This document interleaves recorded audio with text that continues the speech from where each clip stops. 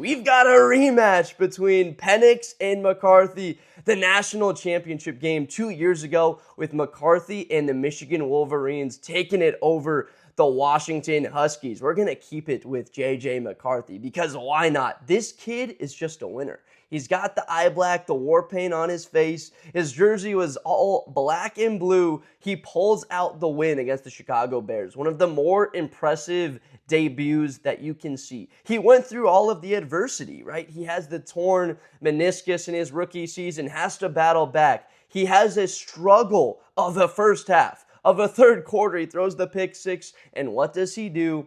He brushes it off, and he goes out there, throws 2 touchdown passes, runs for 1 to seal the win at Soldier Field, the place where he grew up rooting for Chicago Bears football. Now, on the other side of things, the visitors, Michael Penix Jr., I don't know if you have a more talented thrower of the football or how you could create a guy that is more of a gunslinger and someone that's got the weapons to throw the football to. Michael Penix Jr. is the definition of tough. Not just has he gone through a similar type of adversity that McCarthy has, 4 different season-ending injuries in college, and the guy still comes back and plays that last year for Kalen DeBoer and was incredible. Atlanta's 0-1. You can't go 0-2, start off the season, whereas if you're in Minnesota, we're just keep chubbing along. I mean, we were 14-3 last year. We need to take care of whoever is in front of us. McCarthy's going to want this one. He does not want to let Michael Penix Jr. get any sense of revenge. Now, where do we start as far as the game plans go? Because if you're Michael Penix Jr., and I saw Michael Penix Jr. play one time, and it was in an absolute backyard gunslinging duel. Him versus Caleb Williams, a Saturday night out in Southern California in Los Angeles. They beat USC 52-42, and I got to tell you, I mean, the ball just comes out of this kid's hand differently. I think you got to utilize that. You got to attack the Minnesota Vikings secondary because their strength as a defense is up front. We don't know as of right now whether Harrison Smith will be playing.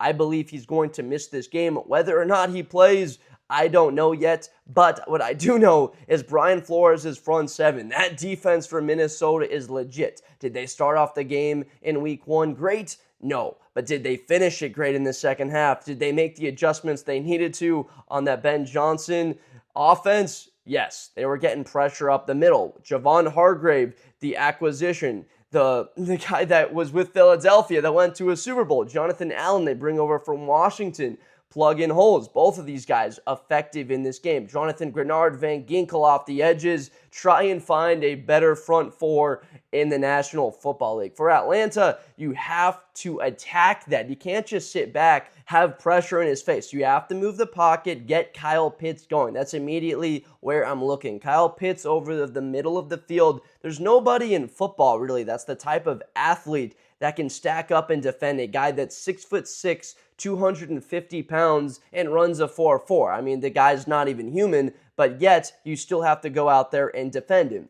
And you have to consider that there's also Bijan Robinson in the backfield for Atlanta. He had a big 50-yard catch-and-run touchdown for the Falcons. One of the more dynamic, explosive players for anybody in football. He needs to get touches. Atlanta needs to attack Minnesota. I'm okay, personally, with Penix throwing a pick or 2 in this game, as long as they're establishing early on in it that they want to go down swinging and they want to go down with their strength, which is Michael Penix Jr. slinging the football and Bijan Robinson getting at least 25 touches. Is it 19 carries, 6 receptions, 21 carries? I don't care what it is. He needs to touch the football 25 times in this game. You need to find a way to tire out that pass rush for Minnesota and start to lean on them. Otherwise, this thing could get away from you in a hurry. If they just know you're going to give the ball to Bijan on first down, second down, now it's 3rd and 6, and Penix is dropping back. Minnesota, right? JJ McCarthy, this offense, what will it look like? Because they struggled early on. I mean, when you look at the end of the game, it's like, why didn't they come out slinging the football a little bit more against Chicago? And I'll say this, it didn't look like James Pierce Jr., first-round pick out of Tennessee. Didn't look like Jalen Walker, first-round pick out of Georgia, had as big of an impact as you would like as young guys. Well, Will they develop? Yes. Can they turn into eventual stars on that side of the ball? Absolutely. But as of right now, this is that perfect opportunity for the Vikings to take advantage that these guys are not fully established great players yet, that they have to line up. Now, the left guard, Donovan Jackson, he played great. No pressures allowed, no sacks allowed in his rookie debut, as good as you can hope for. And Jordan Addison, not even out there on the field for Minnesota. I mean, that's a guy that you often rely on, right? Because teams are going to rotate the coverage. Always, they're going to cloud Justin Jefferson. There's a safety behind it. That's what Atlanta is going to do. They don't have Addison for this game. So who's going to step up? Jordan Mason, who did so in a big way against Chicago. I think you got to give this guy 15 carries. We saw later in the game, they start to lean on that Bears front. Once they got enough cracks at it, got the football enough times, that's exactly what can happen in this one. Atlanta can stay in the game early, have a couple of shots down the field. I mean, Penix threw for 300 yards in the first game of the season against Tampa Bay. They were right there with a team in Tampa, which I think is a top 3-4 team in the NFC. One of the more explosive offenses, a good defense behind them, and your kicker just swipes the darn thing wide right. That was just heartbreaking to watch, and we've seen that story play out before. Minnesota's favored by 3.5 points in this game. You kind of understand the over and under 45.5. They're expecting them to win this game something like 29-26. Now, I have an idea of who I think wins this game right now, but I'm not going to tell you yet. You're going to have to wait to the end of the video. But I will say this. I believe the team that runs the ball better will have a better chance to win this game. It's pretty simple. It's football. It's what Michigan did and how they beat Washington. They're running the ball all over the field. We saw Donovan Edwards, I think it was Donovan Edwards from Michigan, have a big impact in that game, in that national championship. That Washington offense just stalled out a number of times. Washington was not able to ultimately stop that run for Michigan. JJ played efficient enough.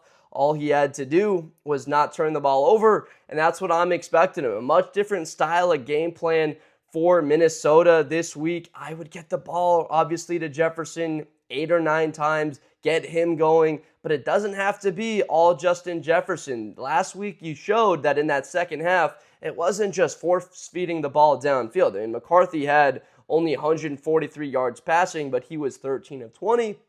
Had the really large interception, but overall on the day, it was the run game that got them back into that game, sprinkled in with some very opportunistic, good passes, accurate on the money to Jefferson on a 3rd and 5 for a touchdown to put him within distance, and then a deep ball to Aaron Jones out of the backfield on a wheel route to take the lead over the Chicago Bears. A lot more of that, a lot more of the backs out of the backfield. That's where Aaron Jones has been dominant the last couple of seasons, if he's healthy enough to be on the field. Now, Atlanta, I have to talk a little bit about Drake London because I have him as an X factor in this game, the type of guy on the outside where we need him to make some type of play in this game. I think Minnesota wins. There it is. I said I think that Minnesota wins this game, but Drake London has the ability to flip the script if he can make one of those incredible 50-50 catches. He says there's 75-25.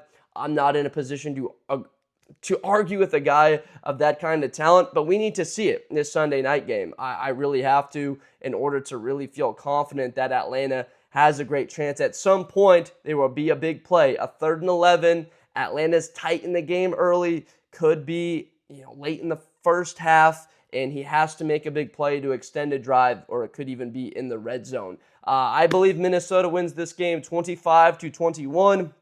I saw enough out of this team in week 1. It just looked like they were very well coached, that their head coach, Kevin O'Connell, was poised, that the group of guys in that locker room did not lose faith for a single second, that they were battling. I mean, down 11 points, didn't have the ball. Bears were driving. They hung in there enough.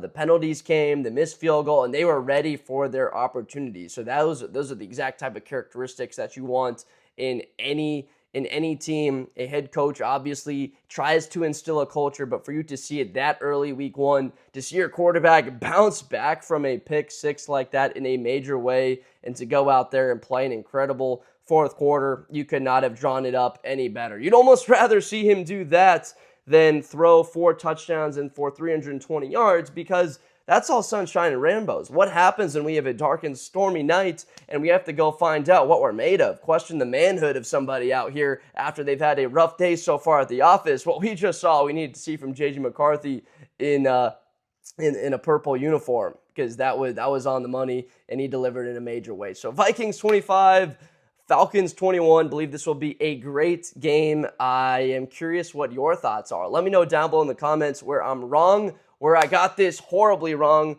why the Falcons are going to win, or why I'm right, why Minnesota is going to come up with a big win at home and move to 2-0 on the season. I appreciate you so much. It is so fun to come out with these videos every day. NFL, college football, we break it all down. We preview the big matchups as we move forward to more football early on in this season. So thank you so much for watching, and I will see you next time.